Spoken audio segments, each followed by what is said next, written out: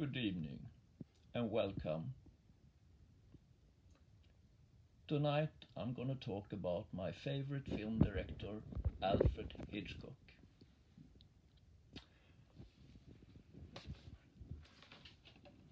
I guess many of you have heard about films like this: Vertigo, Rear Window, and the horror classic movies Psycho and The Birds, all from the 50s and early 60s.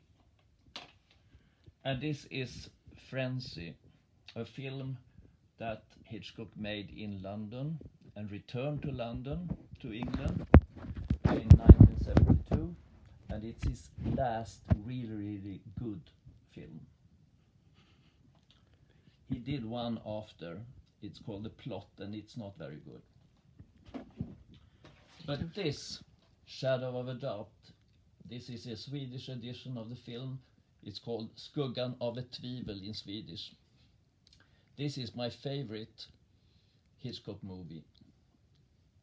And in the opening scene, you see a train coming into a station carrying the main character of the movie, Uncle Charlie. And it's black smoke coming out of the trains, the engine's smoke barrel, smokestack. And it's, of course, it implies that the devil is coming to town. In the end of the film, you can see the train leaving the station, and it's a very light puffs of smoke coming out of the train's smokestack. It's one detail of many in Hitchcock's films. You can also look in an older film called Young and Innocent from 1937, where you can follow the camera from a very close up on the murderer. He's a drummer anyway, and you can see the camera moving out from his head and out and showing the whole room. And it's very characteristic of Hitchcock's filming.